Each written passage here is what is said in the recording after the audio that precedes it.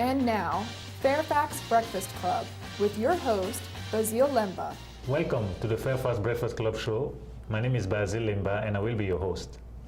The FAIRFAX Breakfast Club is a weekly program in which we bring to you valuable and workable know-how you can use to improve your networking skills and grow your business.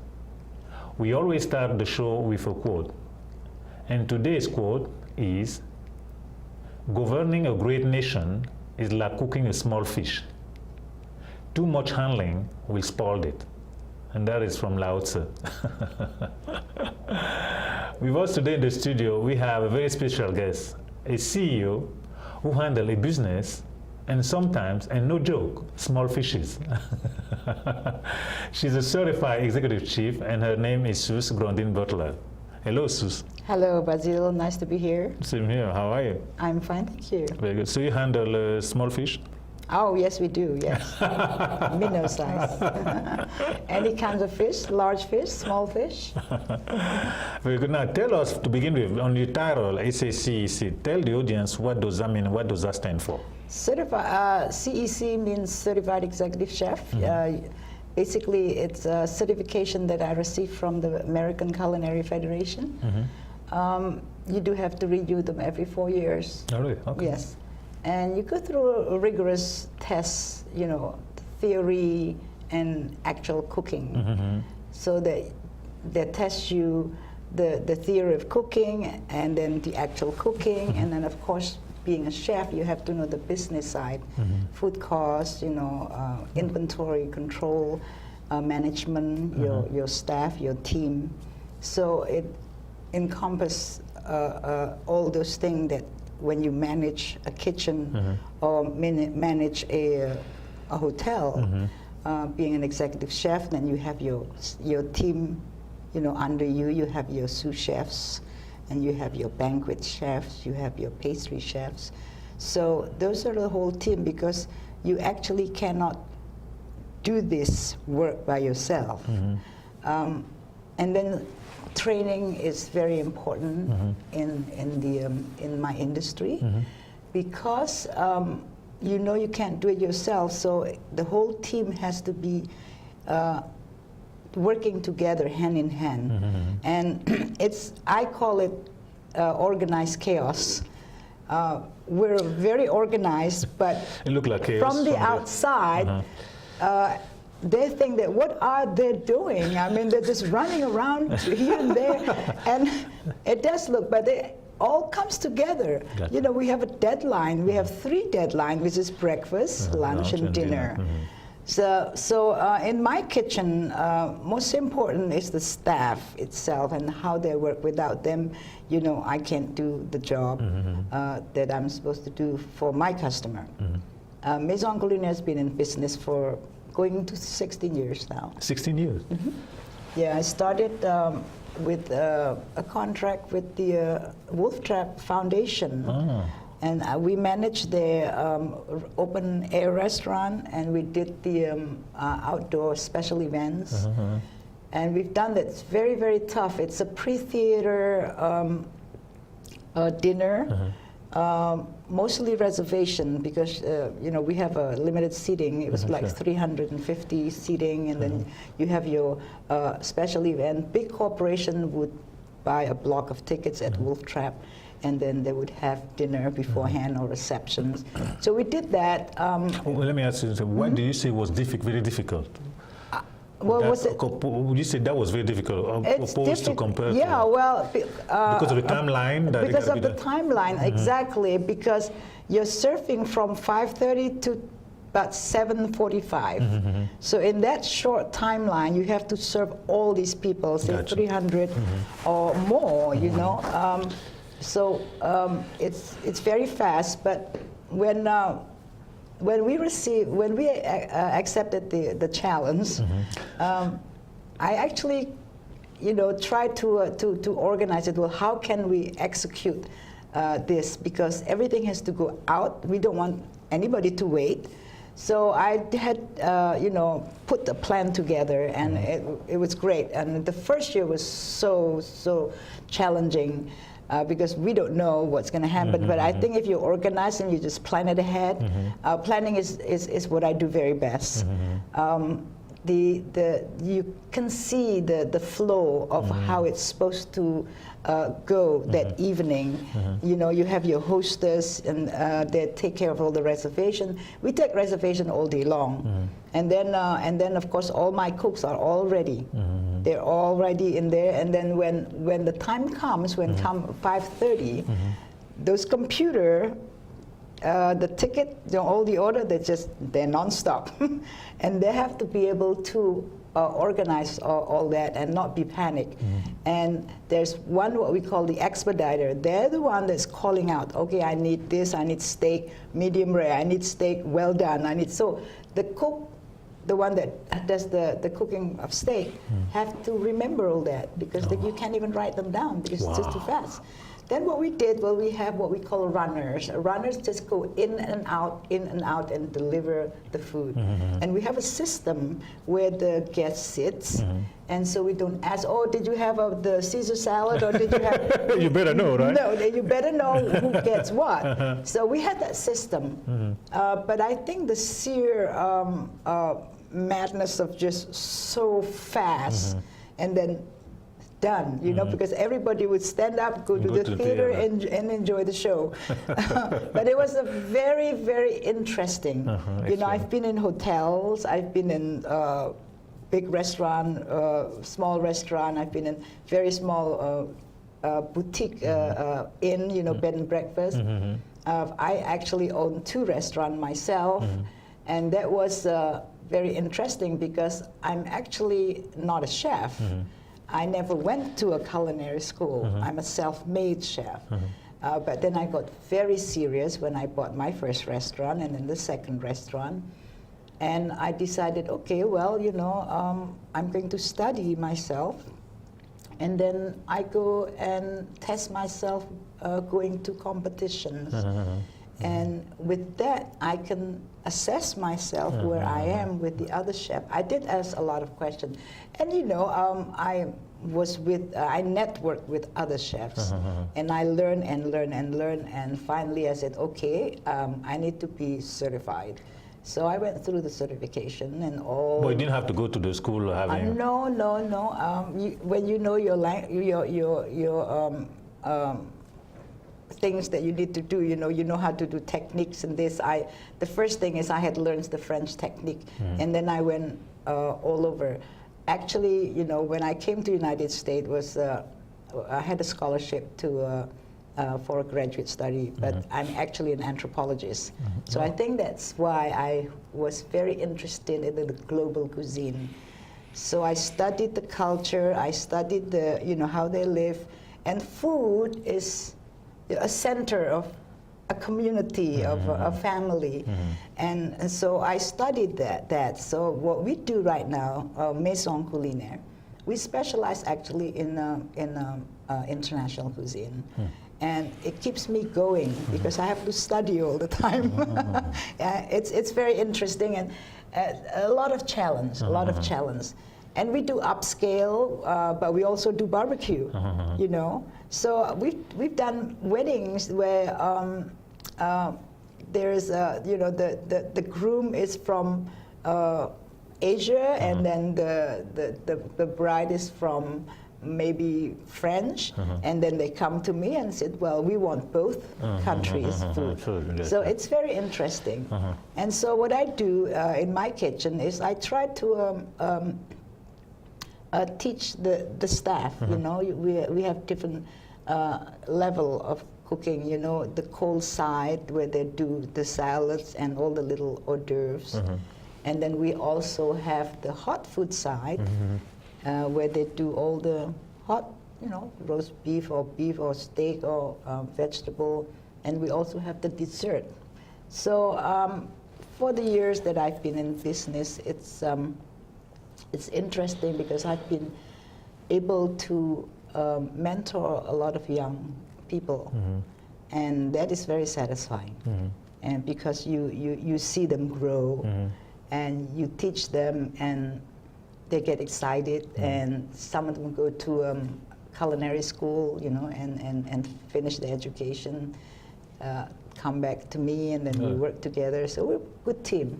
Okay. Yeah, I had an opportunity a long time ago in '95, I think, that an opportunity to work with Gallaudet University. With what? Gallaudet, the Gallaudet University.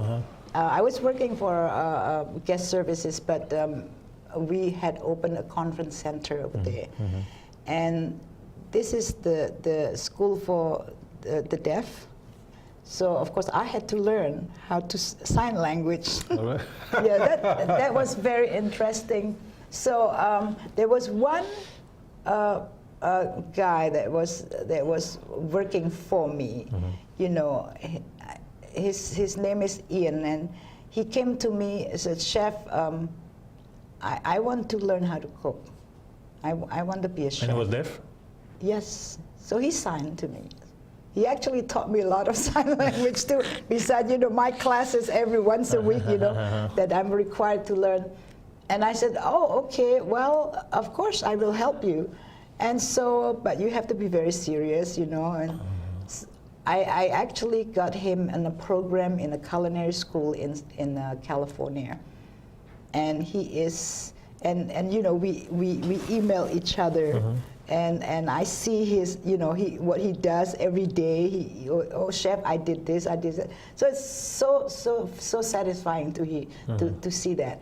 And so he actually graduated, and then he asked me where to extern, and then I said, and I told him. Where to what? They do internship after they have finished their class, just like any other. You intern. With a company. So he did that, and he actually came back to the Washington D.C. area, and he's a chef. Okay. So congratulations. It's very nice to see that. So it seems to me you like the fact of making other chef, helping people, which is not bad, but you're good at cooking. By the way, don't feel bad about the fact that you have not been to school. The best in any field have never been to school. That's right, yeah. Congratulations for not going to school. Thank you very much. Thank you. Well, school is the formal place where you study, but you have to study yourself. Exactly. And I do agree that you even learn more when you study for yourself because you want to know. That's right. As opposed to the fact that because you got some credit, you got a cover and what have you. That's right. That's right. But I know that I've been to school, and that's when I have to, when graduated from my anthropology, which is structured learning. Absolutely, but the benefit, the edge that you have. By the way, I have to tell you, Suze over here, catered our last expo. You don't know that, but you'll be catering the next one too. And truly, I always have challenges with the caterer that I bring. Yeah. There's always somebody didn't like it, this, that, the other thing, is all the time. And it's one of those things, I cannot do anything about it. But for the first time at the last expo, everybody was rave. And I tasted the food myself. I don't even eat. That was the expo last, yes. Always, it was surprising to me because I don't know all the culinary, I don't know all the catering. Yeah. I see food on the table, it seems to me, it looks good to me. You see, and then people complain where I didn't like it. Not all, I'm not saying all of them, but people would never rave to me. People came to me, asked me for the information. I sent the information. It was the first time ever. And now it makes sense to me because you've never been to school. I tell you, what is the advantage of not being to school? It leaves you have your own judgment. Yes. You can think with the information coming your way. Whereas more often than not all the time, in classroom, the students are told, do this way. They are molded into something else. Well, school is basic. Basic knowledge, yes. I'm not saying it's bad, get me right. Yeah. If somebody's teaching over there, don't think that I'm bashing everything. Please, I'm not. But self-made people, yes, because they are easily outstanding in their field. They have the passion. Most people, and that's what I teach my staff. Okay. You have to have passion. If you don't like to do this, then you should not do this. Makes sense. Because you work over 8 hours. Oh yeah, I mean, oh yeah. Well, we know the restaurant is that's the feel. You marry the job when it comes to that field. Our industry is when everybody's having fun, we are actually working. So you better enjoy that work. Well, next thing we're going to take the jacket and say, I'm going to have fun also.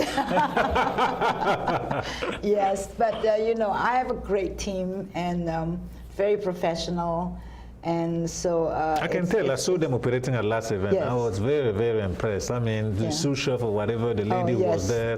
I mean, it was looks nice and everything. It was, oh gosh, well, the food was delicious. I mean, it was like unbelievable. Great, yes.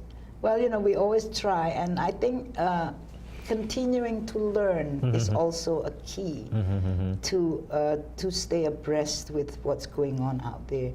Food change all the time. 20 years ago, we didn't eat Thai, we didn't eat sushi, and then it just come, and now with the lot of Indian coming, so we are influenced by different countries. From Africa, I'm also a government contractor, and I have the National Transportation Safety Board, who I've had since 2004. They actually have classes from all over the world. Oh, yeah. So when they do have classes from all over the world, I cook from different countries. So I would ask my contact to see where are they from. And we just finished one for 2 weeks. There were some 11 countries. Wow. So that was really interesting. Definitely. And they do appreciate it because they're familiar. Oh, yes, this is from my country. Wow. So I am impressed, I tell you, by your company, which is Maison Culinaire. You just explained me before you start the show, that means the house of food. That's right. So basically you're taking care of everybody for that matter. Yes, and we're not specializing in just one thing, because the fact that I'm being an anthropologist, that I should, learn the culture of the different culture all over the world and learn about their food, So the techniques are different, between the French and the Asian, the Chinese, even the Thai, and the African, I've learned some food about, and the pantry, what they use, the Middle Eastern, what they use, all the spices, and my one thing that I always look forward in the springtime is my herb garden. We have an herb garden outside our kitchen, so it teaches my cook to also respect where food is coming from, and we try to work with local farmers. So my concept would be, from farm to fork. And from farm to fork. So farm to fork. Gotcha. To fork, Okay, gotcha. yes. So That's you work with farmers and see, because they plant different things every year, and they would let you know. And okay, well, I have some great asparagus. So I have some great squash, and it's great, and they're organic. The one thing that, of course, my pet peeve, what I would like to do is mostly of the upscale, very nice food where you can be creative, and but being in business, you have to be a businesswoman. Absolutely. And to make things go. So we do a lot of weddings, we do a lot of corporate. We also do fundraising, and the fundraising we try to work together with them, and we usually give give back to the community. So when non-profit organizations are having events, when they do fundraising, we will get very involved and said, okay, well, we'll take care of this, so that it will cut down on their costs, so that way they can get, raise more money. So we do that. Okay. So anything at all, big parties, large party, government, non-government, individual. Some years ago, I got a call from a guy saying that, do you serve 2 people? Oh, yes. Because he wanted to propose. Very, very nice. Oh, yes, we will, we will make sure that it's very romantic dinner. So yeah, I do from 2 to 1,000 or picnic or festivals. So we do it all. Okay, good. Excellent. Yes. Well, folks, you can see our website there, which is www.maisonculinaire.com. Yes. Okay, so feel free to check it out.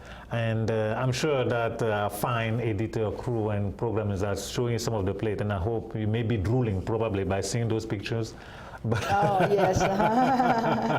Yeah, that's all our work. Yes, and my staff, they're all very professional.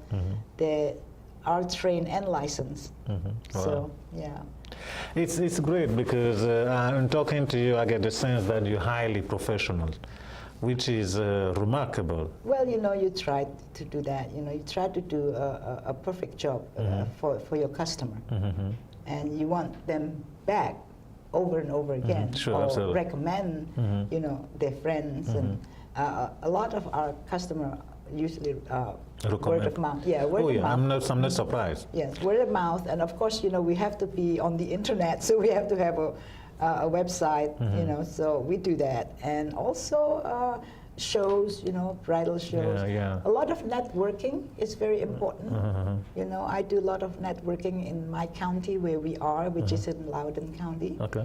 And we're going to be starting a program with the wines because Loudoun County wine country is just growing, and there's some great wines there. And so we want to explore. Find what match the wine. Exactly. We Gotcha. do wine master dinners, very nice, maybe from 5 course, 6, 7, 8 courses. And you just enjoy the wine. We match the food with the wine, and we cook with their wine. So that's very exciting. Something, and it's also exciting for my staff. It's not the day-to-day things, More creative, get them to do something to Well, we do corporate where they just call in for, and I need 20, lunch, and we just deliver. But then we have also the weddings, which takes a little bit longer to plan things, and a little bit more intricate in what they want. So, but everything is, you have to make it exciting. And I tell my staff, you have to have the passion, you have to like what you're doing. And then you're going to enjoy it. So I take interns, I take apprentices. I've had many apprentices where they, first they cannot cook anything, they just cannot cook. You just nurture them, and you can tell when they're excited. And then you just keep on feeding them with knowledge and knowledge. And then, it's to your advantage because now you don't have to do those things. Now they can do it, and they're very happy to do it. So that's the way I operate my kitchen. It's the nurturing and the family, a feeling and the togetherness, the teamwork, because you cannot do this by yourself. No, that makes sense. Do you take somebody who's not necessarily trying to make a career in culinary art, and then they can come and learn from you? That's when they somebody can send a wife to you to come and learn how to cook? We started a cooking class. Yes, we have a private class. For those who cannot cook. So yes, we have a private class. So if you like to, it's on the website, and either private, we either come to you or you come to our kitchen. So it's another thing that we do, and we're actually starting to do a project, which is, I don't know, it's still under research. I'm still researching right now. We'll let you know when when the time comes. All right. Well, folks, I want to take advantage of this moment to talk to you about a couple of things. First, the monthly breakfast event we have in Fairfax, the 14th February, she catered it, by the way. We meet here in Fairfax at the Old Town Hall, the second or third Thursday of the month. And also 2 times a year in May and December, we put on an expo, and our next expo will be on May 17. And right here, I want to run a short clip that'll give you some information on it.